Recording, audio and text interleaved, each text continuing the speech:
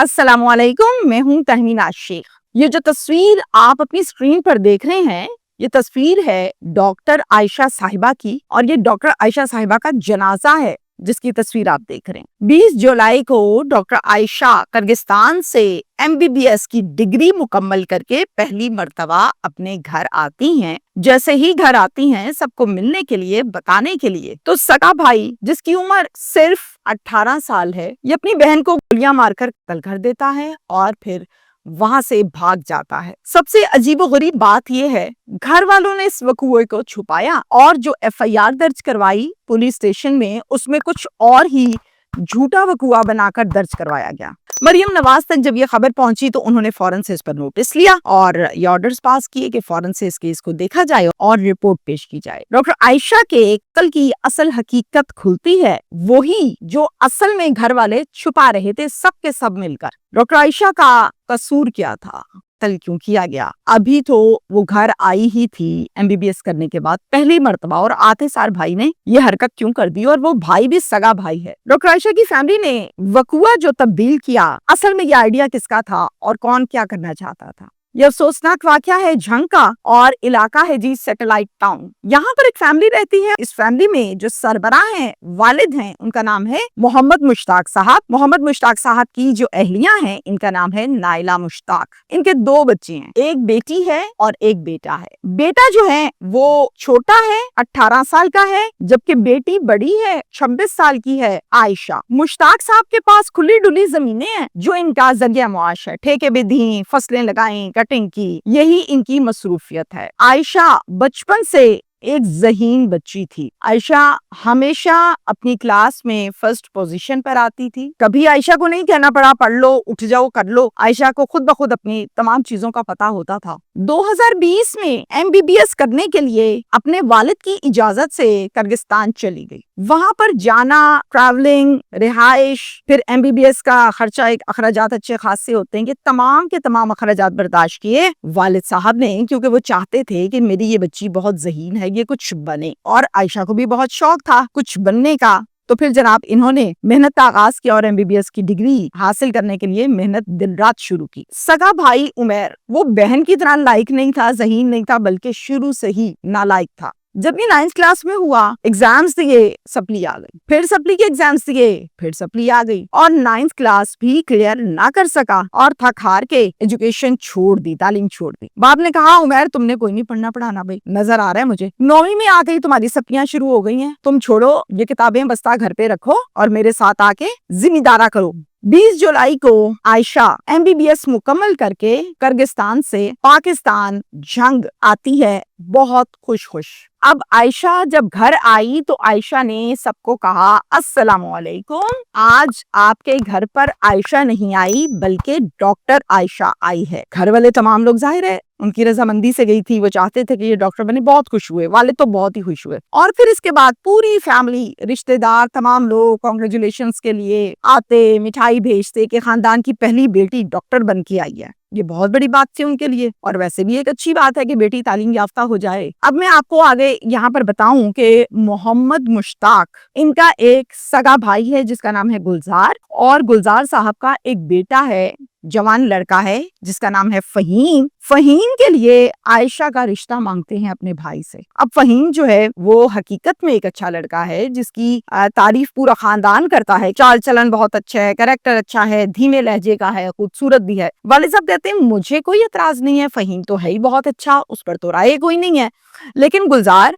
मैं जरा घर वालों से मशवरा कर लूं और आयशा को भी बता दूं, फिर तुम्हें बताता हूँ। वालिद साहब ये कहकर आ जाते हैं और घर पर डॉक्टर आयशा बैठी हुई है, बेटी है, बेटा है, सभी लोग हैं। डॉक्टर आयशा से पूछते हैं, बेटा तुम्हारे चचा का बेटा फहीम कैसा लगता है तुम्हें? कहती है अच्छे हैं, सब उनकी तारीफ करते हैं। फहीम का फिर रिश्ता आया है बेटा तुम्हारे लिए, तो मुझे तो कोई एतराज नहीं है, मैं हाँ कर दूं। आगे से आयशा कहती है, नहीं अपा, शादी के लिए मैंने नहीं कहा कि वो अच्छा है, लेकिन वैसे वो एक अच्छा लड़का है। मैं जब किर्गिस्तान में पढ़ती रही हूँ, 4.5 साल का MBBS था मेरा, इस दौरान मेरी बातचीत डॉक्टर हसनैन से हो गई थी, वो मुझे बहुत पसंद आए, उनको मैं भी पसंद आई। मैंने सोचा MBBS कंप्लीट कर लूं, अब्बा को जाके बताऊं, हाउस जॉब करूं, थोड़ी प्रैक्टिस करूं, कॉन्फिडेंट हो जाऊं और फिर करूंगी शादी। ये मेरा प्लान था। اب وہ ایک پڑھی لکھی لڑکی بن چکی تھی تو اس نے اسی انداز میں کانفیڈنٹلی کلیئرلی بات کی اپنے والد سے. پاس جو بیٹھا ہوا تھا بھائی وہ یہ سب سن رہا تھا اور باپ بھی سن رہا تھا. وہ کہتا ہے عائشہ طبیعت ٹھیک ہے تمہاری؟ کیا بول رہی ہو تم؟ ہمارے خاندان میں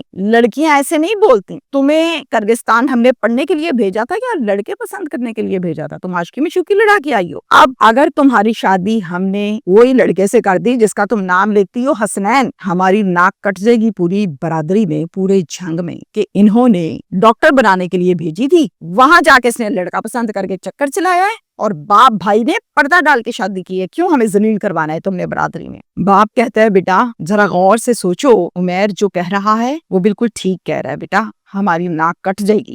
بند کرو یہ چیپٹر جو تم نے حسنین کا کھول لیا, ہمیں کیوں نہیں بتایا اتنے سال سے؟ وہاں بچے تمہاری شادی نہیں ہو سکتی, شادی تمہاری چچا کے گھر فہیم سے ہی ہوگی اور یہی میرا اٹل فیصلہ ہے. ڈاکٹر عائشہ بہت کنوینس کرتی ہیں, سمجھاتی ہے اس میں کیا حرج ہے, اب معاشرہ تعلیم یافتہ ہو گیا, بہت کچھ سمجھاتی ہے, لیکن ان کے دماغ کے اندر جانا اور کنوینس ہونا تو دور کی بات, ان کے اوپر سے گزری جا رہی تھی یہ باتیں. وہ کہتے ہیں ہمیں بتانے کی ضرورت نہیں, تم سے زیادہ جانتے ہیں. اب باپ بیٹی کے انکار کے باوجود گلزار اپنے بھائی کے بیٹے فہیم کے لیے ہاں کر دیتا ہے. عائشہ کو پتہ چلتا ہے کہ ابا نے تو میری پھر بھی ہاں کر دی ہے اور میں نے جواب بھی دیا ہے. فوراً سے ڈاکٹر حسنین کو کال کرتی ہے اور کال کر کے ساری بات بتاتی ہے کہ اس طرح سے میرا رشتہ آیا ہے, اب مجھے بتائیے کیا کرنا ہے, میں تو آپ کے بغیر نہیں رہ سکتی, ہم نے تو پلان کیا تھا ہم شادی کریں گے. ڈاکٹر حسنین کہتے ہیں میں سوچ کے کچھ نہ کچھ تمہیں بتاتا ہوں. چونکہ وہ اس ٹائم ڈیوٹی پر ہوتے ہیں, ہاسپٹل میں ہیں, اچانک سے اتنی بڑی بات سننے کے بعد وہ اس کو کیا جواب دیتے. وہ کہتے ہیں تھوڑا ٹائم دو,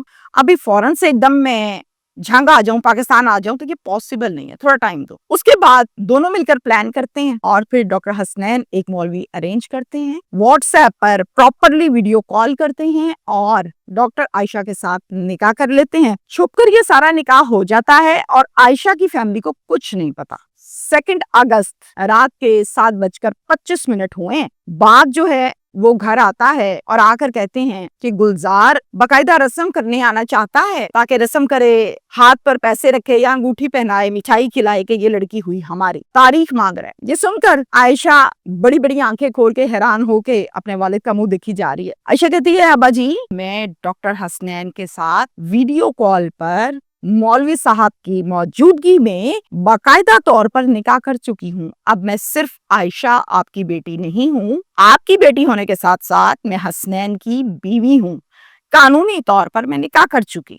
یہ سب سننے کی دیر تھی عمیر کی, باپ کی, ماں کی, فیملی ممبرز کی کہ شدید قسم کا گھر میں جھگڑا شروع ہو گیا, تماشا لگ گیا, لان تان شروع ہو گئی. اسی دوران کیا ہوتا ہے, عمیر کہتا ہے کہ آخر وہی کیا تم نے, ہماری ناک کٹوا کے رکھ دی, تمہاری طبیعت سیٹ ہونے والی ہے, ہم اپنی برادری میں اپنی عزت نہیں خراب کریں گے, صبر کرو تم. اٹھا اور کمرے میں بھاگا, جا کر اپنی بندوق لے کر آیا اور آ کے سیدھی بہن کو گولیاں ماری, موقع سے فرار ہو گیا. بات سارا کچھ دیکھ رہا ہے, گھر پر یہ سب کچھ ہو رہا ہے. والد صاحب فوراً 15 پر کال کر کے بتاتے ہیں. قتل کا نام سنتے سار پولیس کی جو نفری تھی وہاں موقع پر فوراً پہنچی. پولیس اسٹیشن جناب سیٹلائٹ ٹاؤن ہے, خول اکٹھے کیے, تصویریں اتاری, وقوعے کو دیکھا, کارڈن آف کیا اور معلومات لی فیملی سے. گھر والوں نے وقوعہ کیا سنایا ذرا سنیں. کہتے ہیں یہ میری بیٹی ہے اور ایک میرا بیٹا بھی ہے عمیر. عمیر باہر سے تھکا ہارا آیا, اس نے آ کے اپنی بہن کو کہا کہ مجھے جلدی سے کھانا دے دو, میں بہت بھوکا ہوں, میں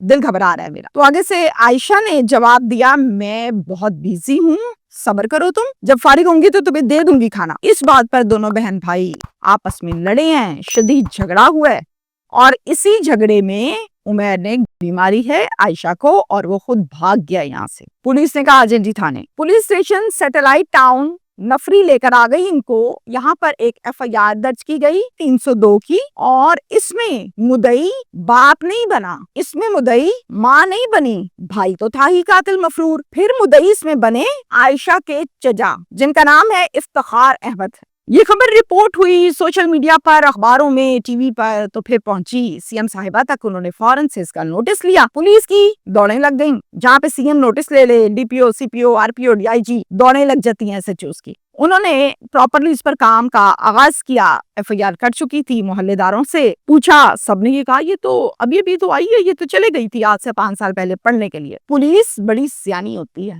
पुलिस ने टेक्निकल सवाल जवाब किए तो ये बात बाहर आ गई और पता लग गया कि जो इन्होंने एफआईआर खाना ना देने पर भाई ने बहन को गोली मारकर कत्ल किया, ये वकुआ जो एफआईआर में लिखवाया गया ये सिर्फ और सिर्फ झूठा मुकदमा है, इसमें कोई हकीकत नहीं है। बल्कि हकीकत में डॉक्टर आयशा ने निकाह कर लिया है एक डॉक्टर से, वो भी वीडियो कॉल पर, और इसमें बाप भाई एग्री नहीं है। इस बात पर झगड़ा हुआ और उसने अपनी बहन को कत्ल किया। असल वकुआ ये है लेकिन बनाया झूठा वकुआ गया है, इस बात को छुपा लिया गया पुलिस से, लेकिन पुलिस ने निकाल ली बाहर। मुलजिम ताहाल अभी तक गिरफ्तार पुलिस सैटेलाइट टाउन नहीं कर सकी। रेड्स की जा रही है, बहुत जल्द पुलिस का ये कहना है कि हम करीब पहुंच गए, बहुत जल्द हम उमैर को गिरफ्तार कर लेंगे और ऐसा केस प्रोसिक्यूशन को देंगे कि इसको प्रॉपरली सजा हो सके। एक तो वजह मैंने आपको बताई कि वकुआ झूठा बनाया, बाप मुद्दई ना बना, माँ मुद्दई ना बनी, जबकि